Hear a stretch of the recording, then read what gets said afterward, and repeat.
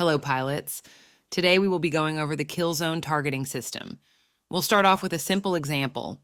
This short clip shows a pilot flying a GTF Ulysses. The current active primary weapon is the GTW-66 Maxim cannon. The secondary banks are equipped with GTM MX-6 Tempest missiles.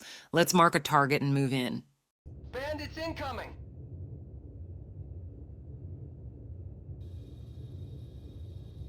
Welcome to the kill zone. You'll notice your targeting brackets and the information next to them have changed. You also have a target line. This is a visual display of the target's location in your view from the center of the HUD. The kill zone is activated whenever the target comes within range of any of your active weapons. In this case, the Maxim cannon. Let's discuss the kill zone's primary HUD. The center reticle has been removed and replaced with a non-anchored reticle. This is the death diamond. This reticle denotes where you need to aim for your primary to hit your target. In short, the goal is to align the death diamond over the target and fire. The information next to your target displays the current distance from your ship in meters, your target's wing, and the current seek mode of your secondary. Since we are equipped with Tempest, the mode shows unguided. Let's continue. A wing of Nahima bombers has jumped in. Designation Pisces.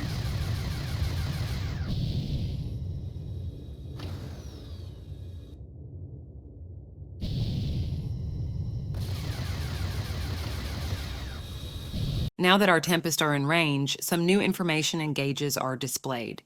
In the target info, the words "in range" are displayed under unguided. This means that the target is within range of the Tempest. Secondly, since these are unguided missiles, you have a secondary reticle. This is the death ring. Just like the death diamond, if you want to land a volley of Tempest, you will need to align the death ring over the target. Better show than tell. In our subspace drive.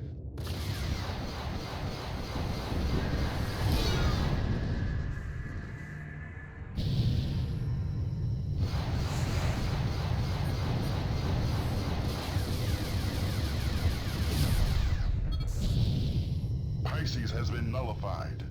Let's see how the kill zone is affected when the GTW Subak HL7 is the active primary. Incoming jump signature. Hostile configuration.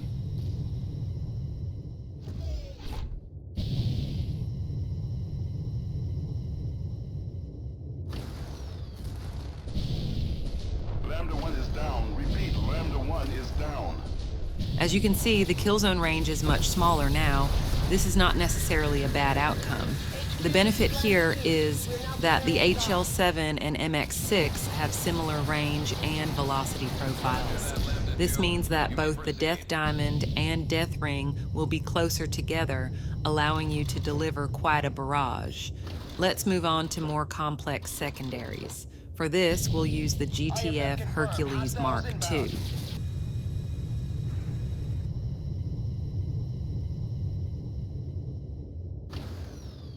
You'll notice that the kill zone is active, but the center reticle is still showing.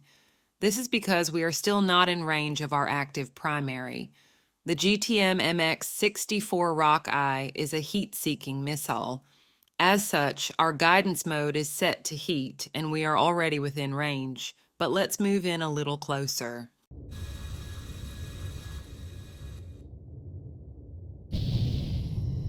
We now have the surefire notification.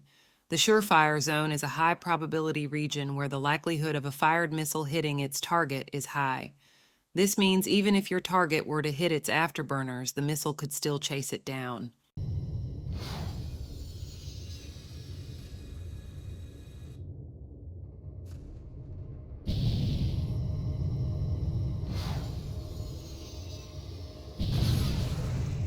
As we moved in closer, the surefire notification turned off. This is due to a missile's free flight time. A missile does not immediately turn to meet its target. It must fly straight for some time to reach impact or warhead velocity. If you are too close, even though the missile is in range, the missile may turn too late and lose guidance. Surefire is not a guarantee and should not be relied upon as such. Furthermore, some secondary weapons have a very small surefire zone due to either its short range or low velocity. The Harpoon is a good example in which the zone has a small 200 to 400 meter window. In such a case, you should most certainly not wait until Surefire is active. Heads up. Generally, secondary weapons that have a range of over 1,500 meters have sizable Surefire zones. All right, we'll wrap up with aspect seekers. Incoming jump signature. Hostile configuration.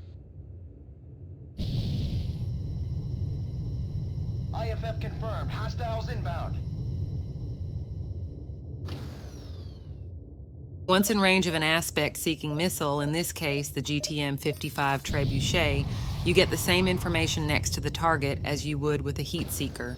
The notable difference here is the addition of a lock indicator and guidance arcs. The guidance arcs bound the region that the target needs to stay within for the missile to acquire lock. The lock indicator notifies you when lock is acquired. If the target falls outside of the arcs, the information next to the target will display no guidance and lock will need to be reacquired. Similarly to heat seekers, aspect seekers also have Surefire zones. This concludes this briefing on the kill zone heads-up display system. If you prefer the original system, you will be able to toggle between the two.